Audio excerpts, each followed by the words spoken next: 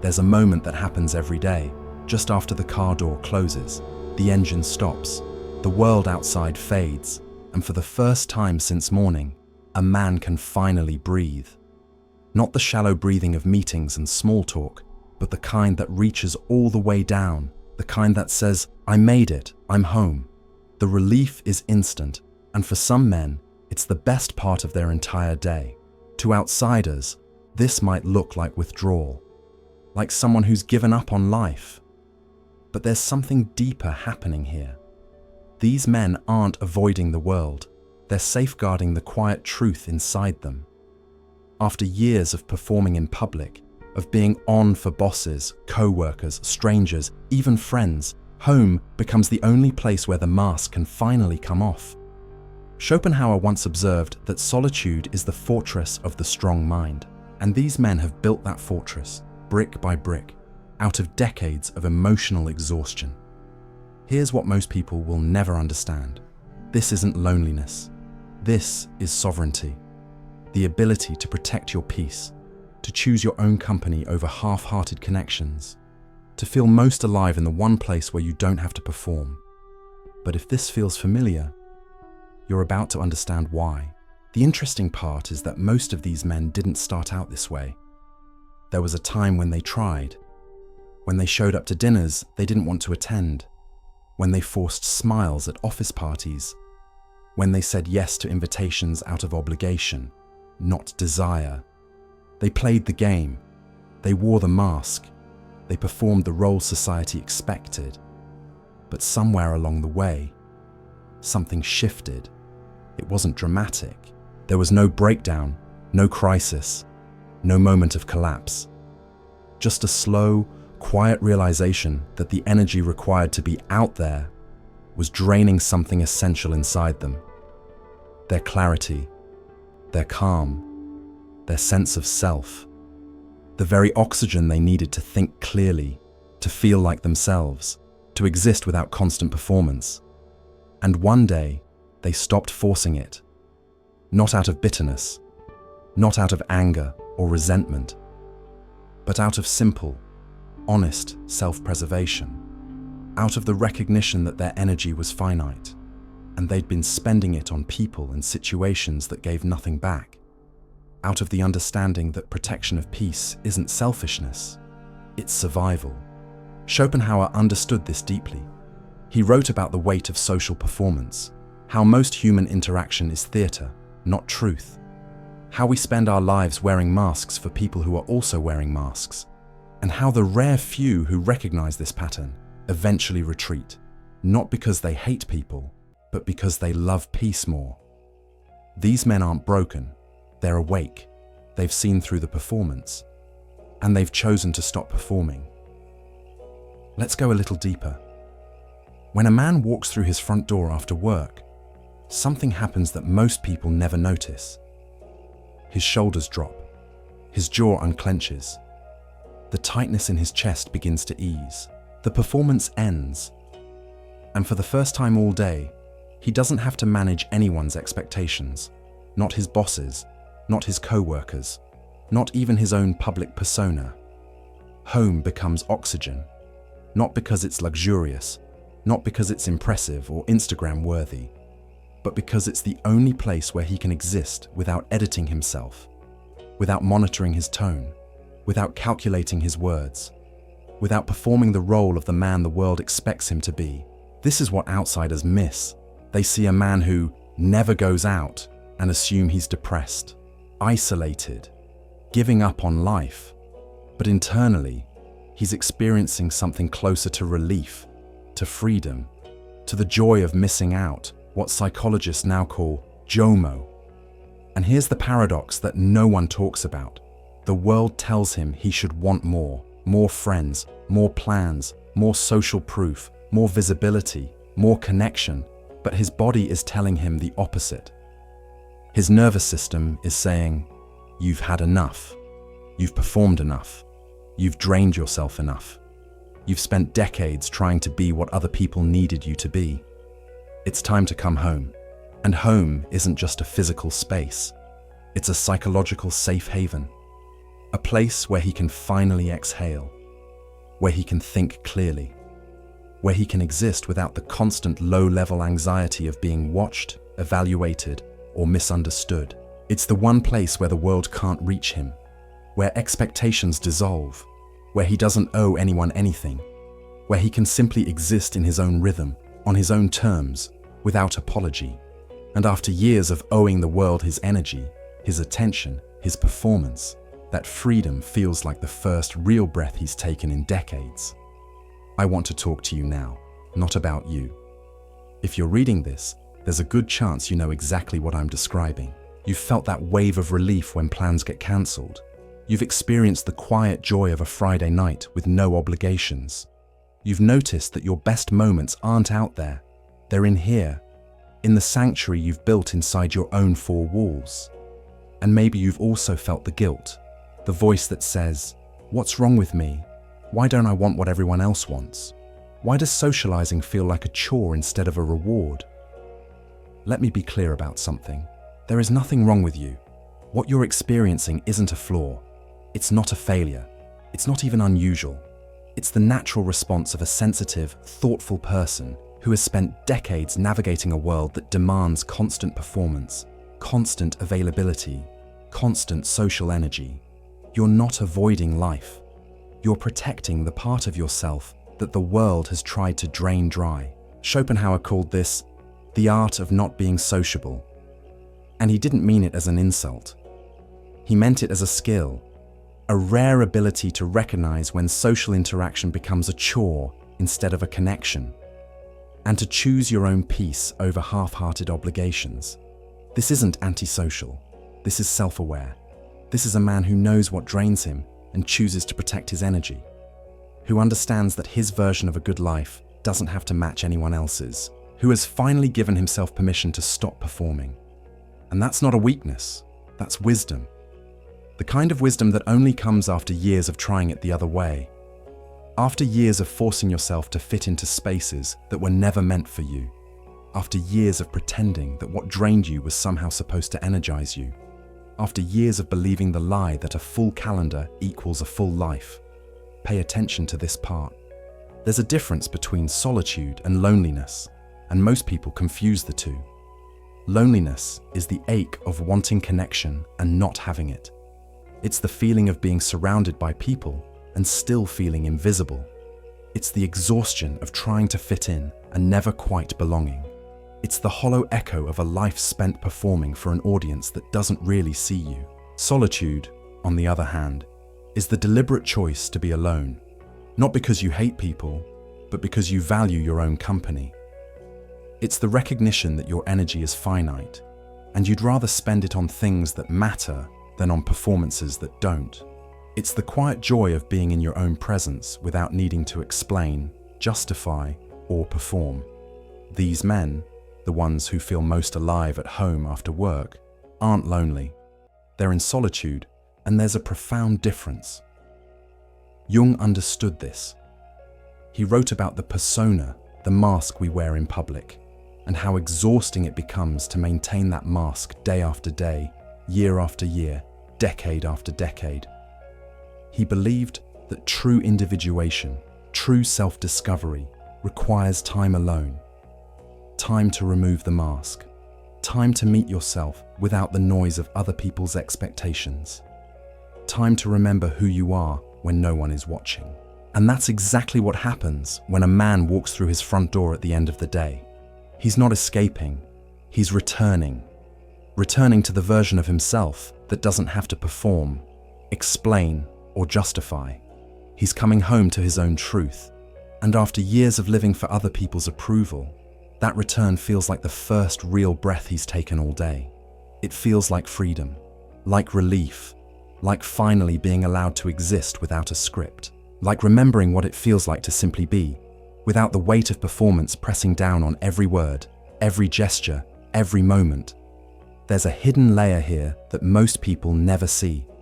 For many of these men, home isn't just a physical space. It's a psychological sanctuary, a fortress, a safe haven where they can finally think clearly, feel deeply, and exist authentically. And after decades of forcing themselves to be social, they've realized something important. The world's definition of a good life doesn't match their own.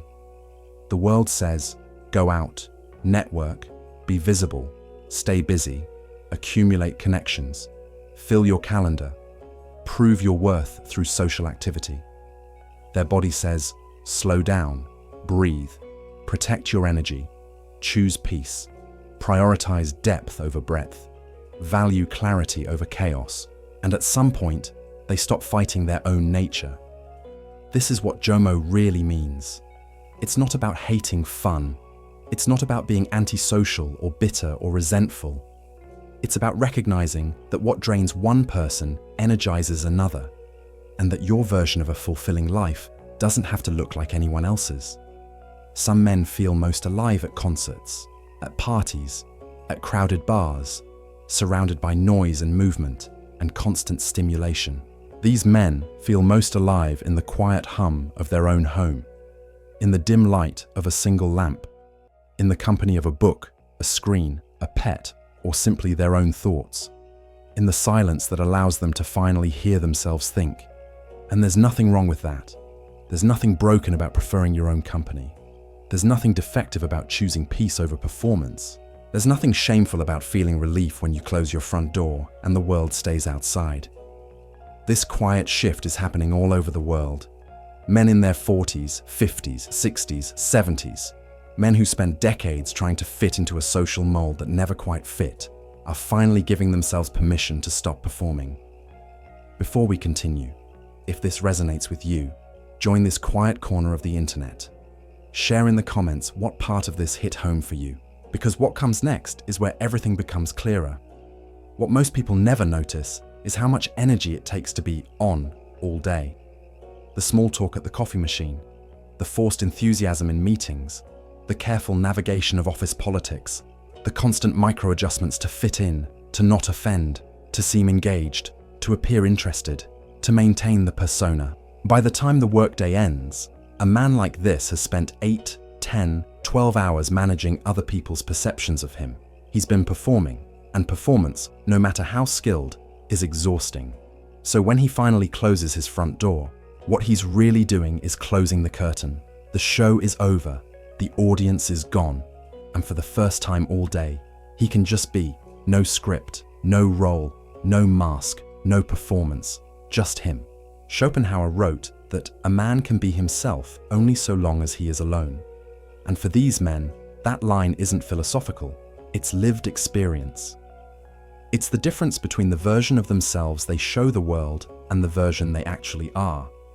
And home is the only place where those two versions can finally align, where the mask can come off, where the performance can end, where the real person, the one who's been hiding beneath the persona all day, can finally breathe, where he can think his own thoughts, feel his own feelings, exist in his own rhythm without apologizing for it, without explaining it, without justifying it to anyone.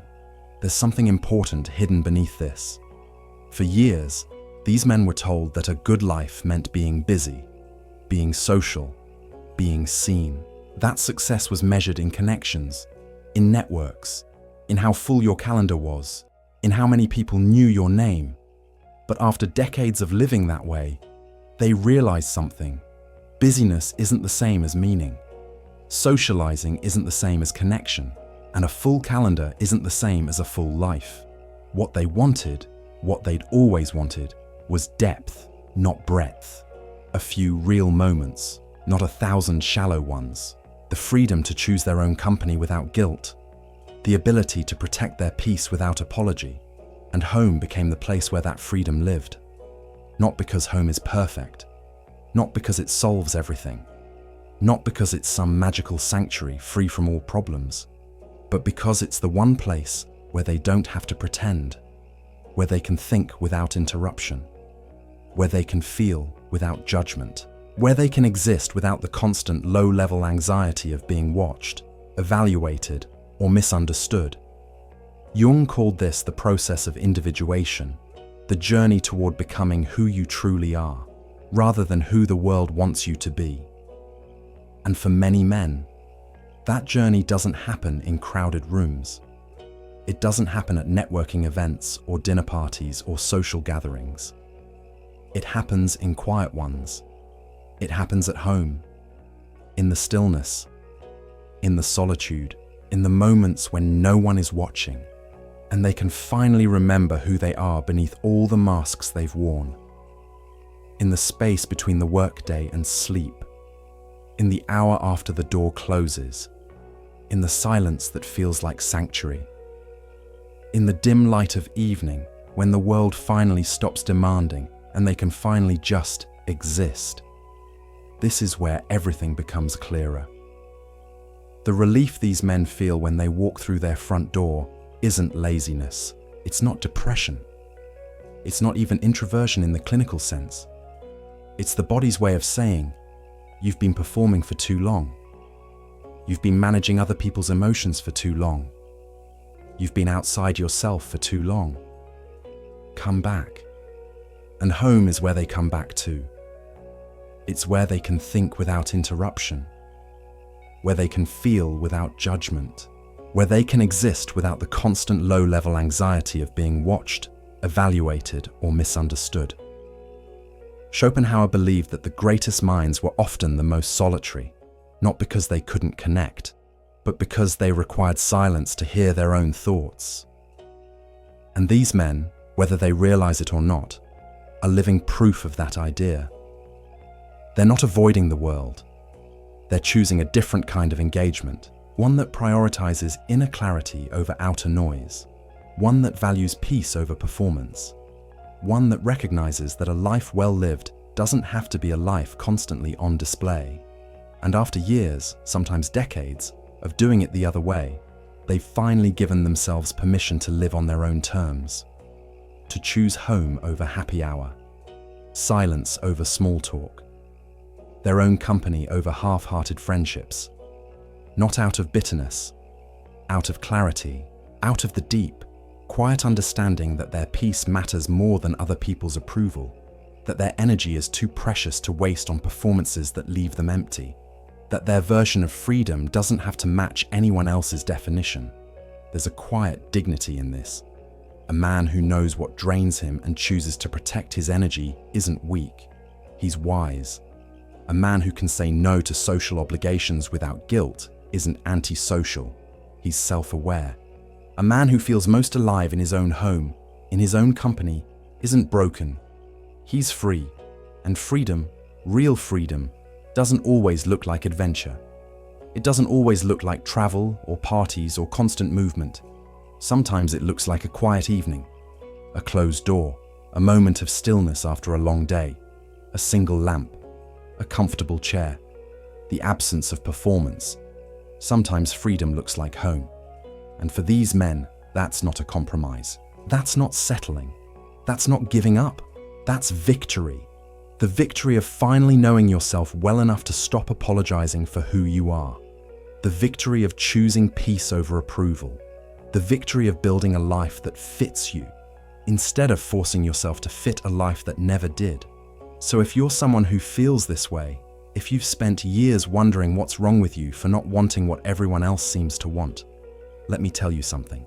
You're not broken. You're not defective. You're not missing out. You're just finally listening to what your body has been trying to tell you all along. That your peace matters. That your energy is finite. That your version of a good life doesn't have to match anyone else's. And that the relief you feel when you walk through your front door at the end of the day isn't something to apologize for. It's something to honor.